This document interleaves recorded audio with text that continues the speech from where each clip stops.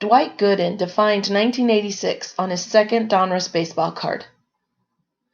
Some baseball cards fit the era so closely that it's sometimes hard to distinguish between the card issue and the year itself. For instance, is the 1972 Topps Walt Williams just a baseball card of the Chicago White Sox outfielder, or is it the year 1972 incarnate, with psychedelic starburst letters and sideburns down to the ground? Your guess is as good as mine. And is the 1965 Topps Mickey Mantle just a classic hunk of cardboard? Or is it actually the middle of the decade, a personification of the Beverly Hillbillies and the promise of LBJ's Great Society? Fast forward a couple of decades, and it's tough to think of a better representation of the 1980s than the 1986 Donruss baseball card set. Here we have a gaudy design whose angular and staticky blue and black horizontal borderlines look for all the world like they jumped off a CRT television in the middle of the season with your Atari or Intellivision.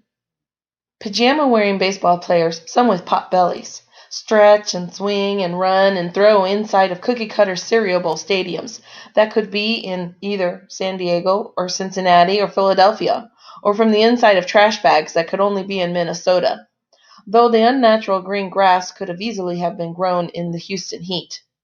Now don't get me wrong, there are some great cards in the 1986 Donruss set. The Jose Canseco rated rookie card ruled the hobby for a long stretch, and Fred McGriff and Cecil Fielder had good runs too. And generally speaking, 1986 Donruss cards are better from a quality standpoint than the direct the company pushed out in its first year or two.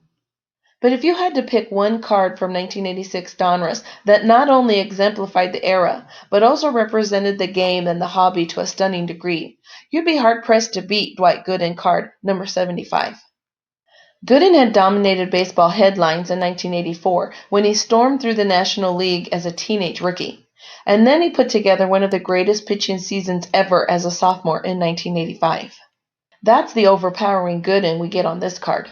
Powerful right arm cocked fully behind his head, chest puffed out, legs ready to drive home and blow away whatever unsuspecting hitter might have been sent in to battle the beast. And while we were pulling this card from wax packs, Gooden and his New York Mets were romping to the National League East Division title en route to the NLCS victory over the Houston Astros, before squaring off in a thrilling World Series that October against the Boston Red Sox. Is there any better 1986 Donruss card than this Dwight Gooden? Not if you're looking for the true flavor of the moment. No one was more dominant in the mid-1980s than Doc, and no card was more 1986 than this second-year Donruss card. Even if it did force me to break my own rules and pick Gooden twice in a row, he was just that good.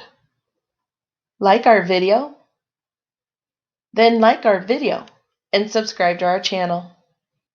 waxpackgods.com